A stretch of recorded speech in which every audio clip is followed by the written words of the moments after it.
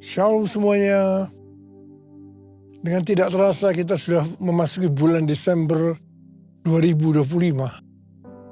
Di mana tema Natal tahun 2025 yang Tuhan berikan adalah bahwasanya untuk selama-lamanya kasih setianya.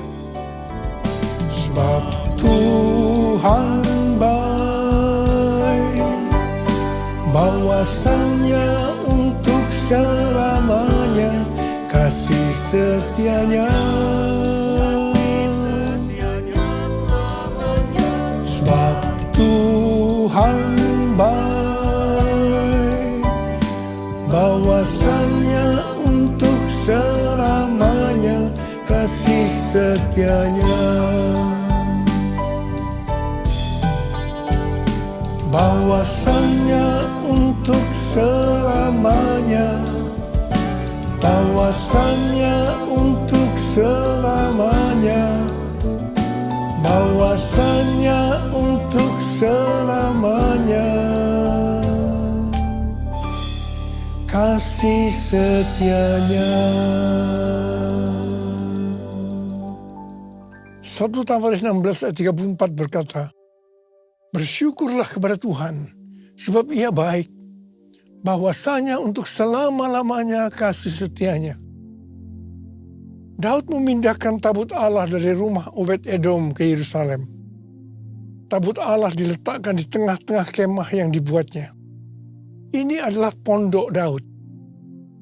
Daud menempatkan para pelayan di hadapan tabut Tuhan untuk memasyurkan nama Tuhan dan menyanyikan syukur dan puji-pujian baginya.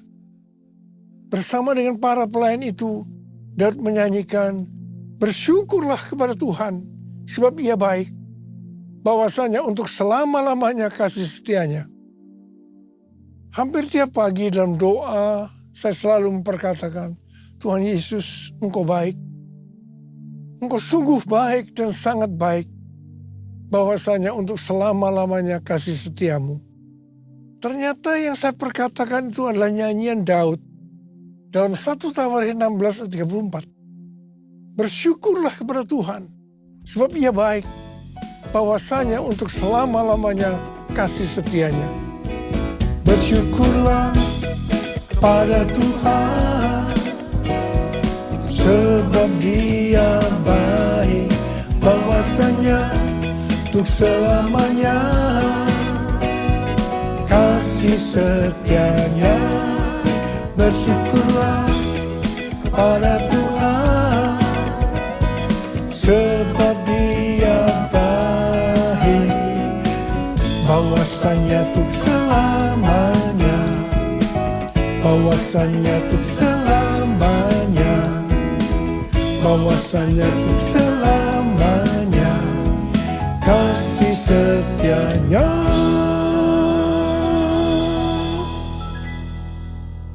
Di sini Daud bersama-sama dengan orang banyak mendeklarasikan kebaikan Tuhan.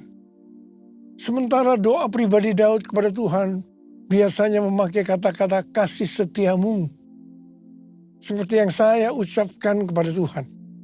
Dalam perjanjian lama, kasih setia chesed memiliki arti rahmat, belas kasihan, dan kesetiaan. Dalam perjanjian baru, padanan kata chesed adalah eleos, yang artinya rahmat atau belas kasihan. Menjelang kelahiran Yesus, Maria bernyanyi, dan rahmatnya turun-temurun atas orang yang takut akan Dia. Bagaimana kasih setia Tuhan ini dinyatakan?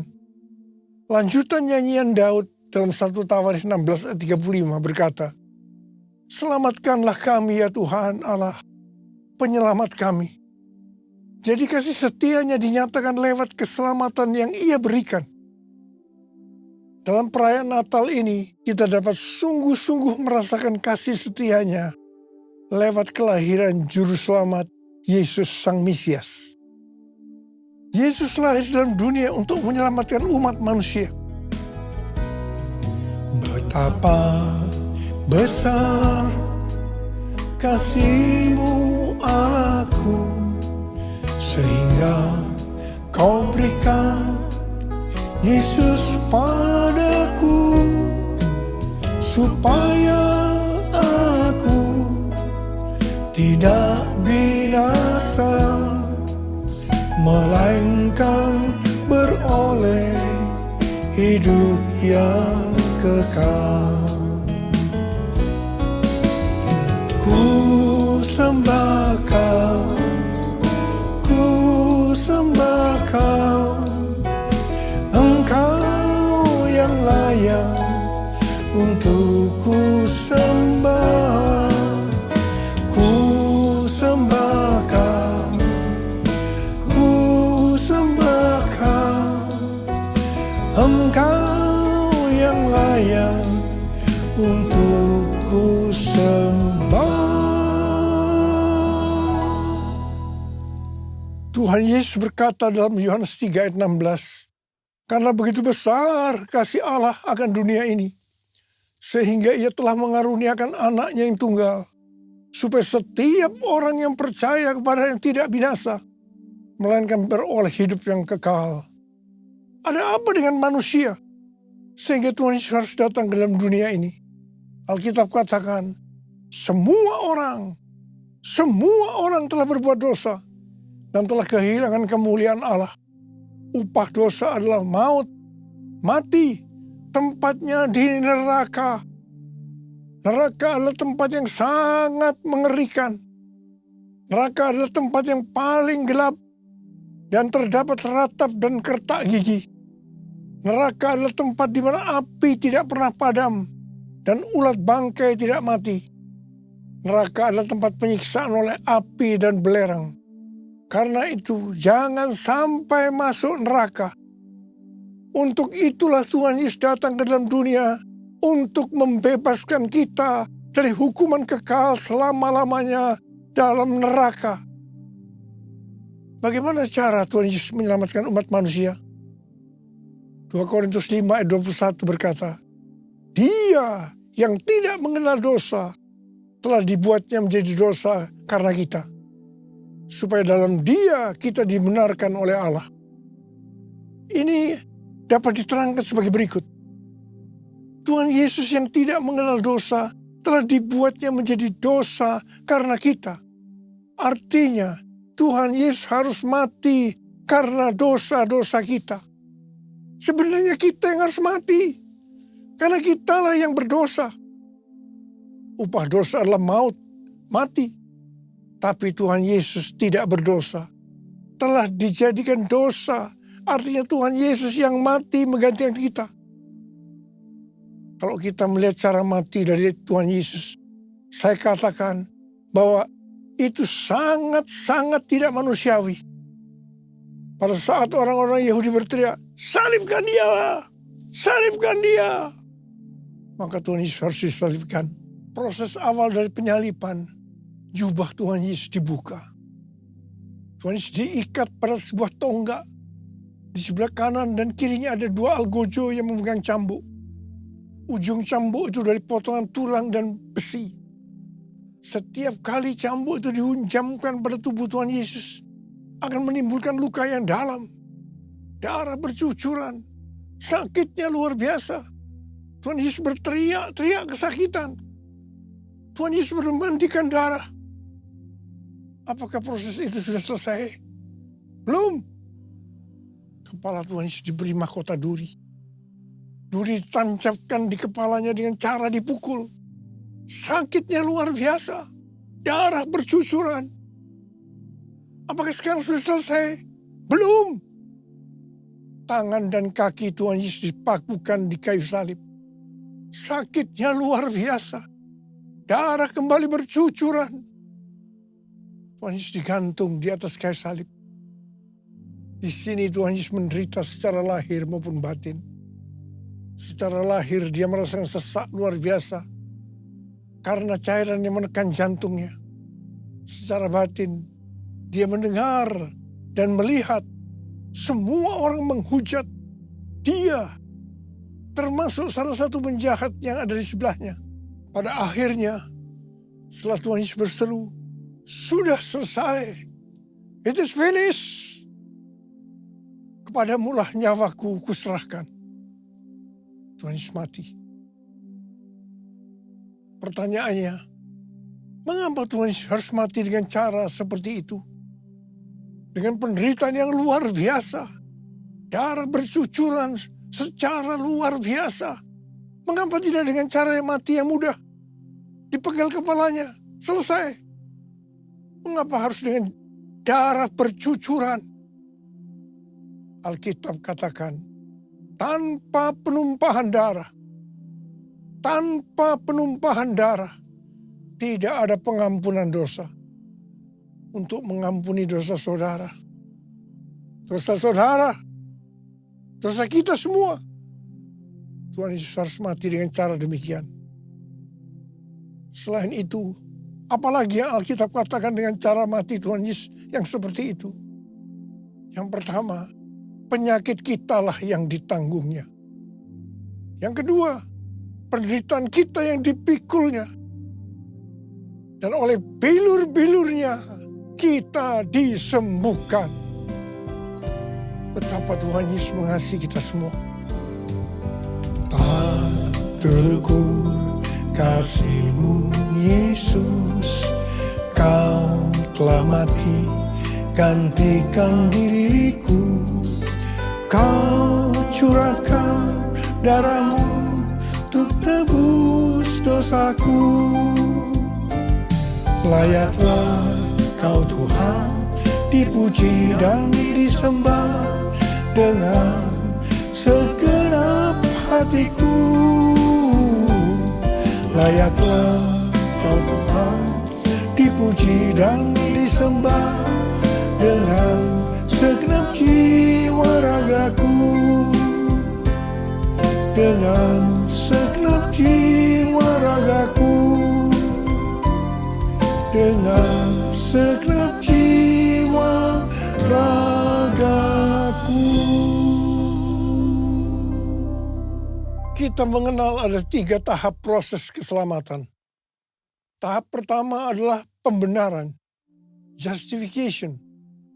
Kita dibenarkan bukan karena perbuatan baik kita, tetapi karena kasih karunia Tuhan yang kita responi dengan iman. Pada tahap ini, setelah kita bertobat dan menerima Tuhan Yesus sebagai juru selamat, kita akan mengalami kelahiran baru. Kelahiran baru adalah proses awal perjalanan rohani kita bersama Tuhan Yesus. Tahap yang kedua dari proses keselamatan adalah pengudusan, sanctification. Dalam proses ini, kita dikuduskan secara terus-menerus melalui Roh Kudus dan firman Allah. Dalam proses ini kita bisa saja jatuh atau mengalami kegagalan. Yang penting kita jangan berhenti, tapi harus bangkit dan terus maju. Pertobatan adalah kunci untuk kita bisa maju. Goal dari proses pengudusan ini adalah menjadikan kita serupa dengan gambarnya.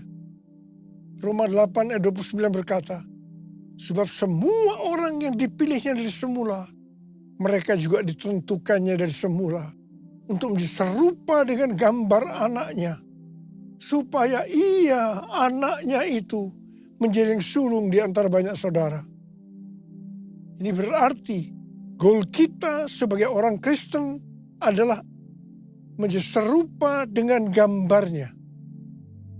Untuk menjadi serupa dengan gambarnya, maka sesuai dengan 1 Yohanes 2 ayat 6 yang berkata, barang siapa mengatakan bahwa ia ada di dalam dia, ia wajib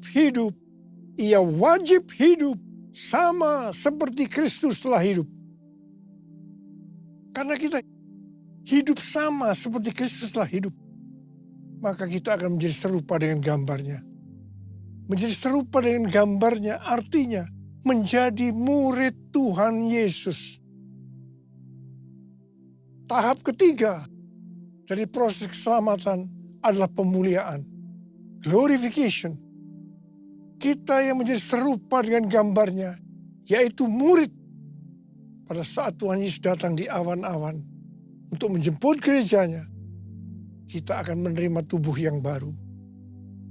yang dikenal dengan tubuh kemuliaan. Dan setelah itu kita akan diangkat bersama-sama untuk bertemu dengan Yesus Kristus di awan-awan. Setelah itu kita akan masuk surga dan akan bersama-sama dengan Tuhan Yesus selama-lamanya. Haleluya. Pesan Tuhan Yesus kepada kita, tetaplah kerjakan keselamatanmu dengan takut dan gentar. Kita akan melihat kasih setia Tuhan Yesus yang ditujukan kepada jemaat di Philadelphia. Wahyu 3 ayat 8 berkata, aku tahu segala pekerjaanmu. Lihatlah, aku telah membuka pintu bagimu yang tidak dapat ditutup oleh seorang pun. Aku tahu bahwa kekuatanmu tidak seberapa, namun engkau menuruti firman-Ku dan engkau tidak menyangkal namaku. Tuhan Yesus memberikan janji kepada jemaat di Philadelphia. Aku telah membuka pintu bagimu yang tidak dapat ditutup oleh siapapun. Artinya, kalau Tuhan Yesus membuka jalan, tidak ada kuasa manusia, masalah atau keadaan apapun yang dapat menutupnya. Tuhan berdaulat atas setiap pintu dalam kehidupan kita.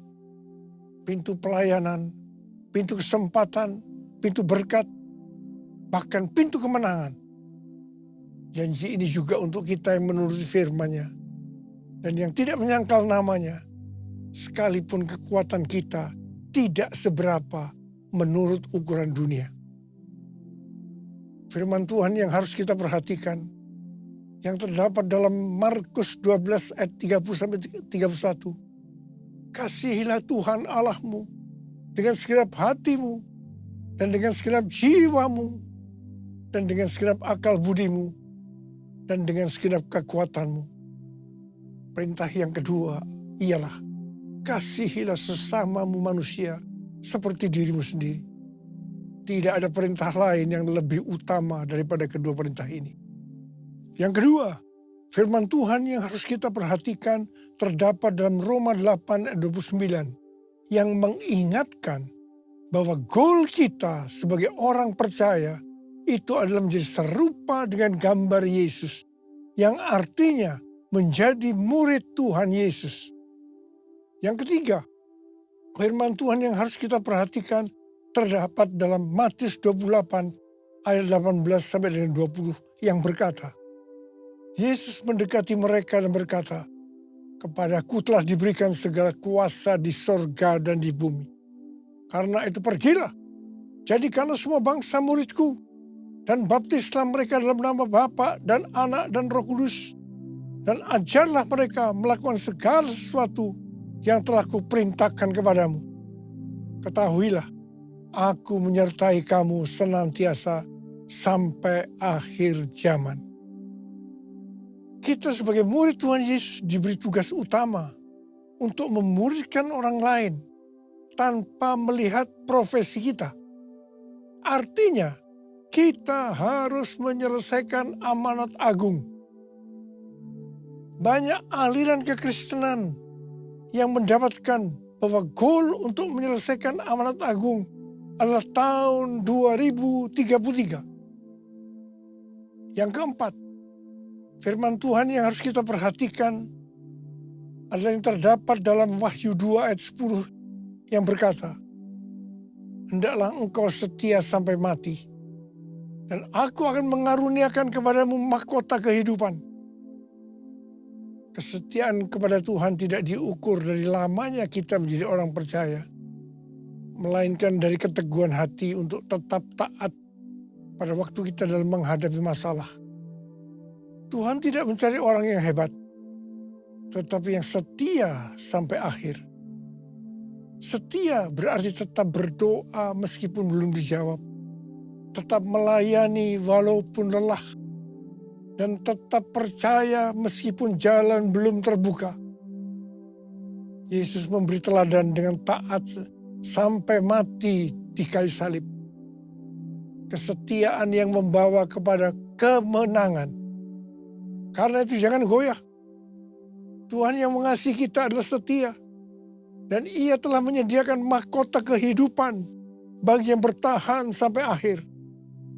Mari kita buktikan kesetiaan itu melalui doa, pelayanan, dan kasih setiap hari. Mari angkat tangan kita bersama-sama dan katakan bersama saya, sembah dan puji Dia, sembah dan puji Dia, sembah dan puji Dia, Sang Raja. Sembah dan puji Dia, sembah dan puji Dia, sembah dan puji Dia, Sang Raja. Mari kita berbersatu.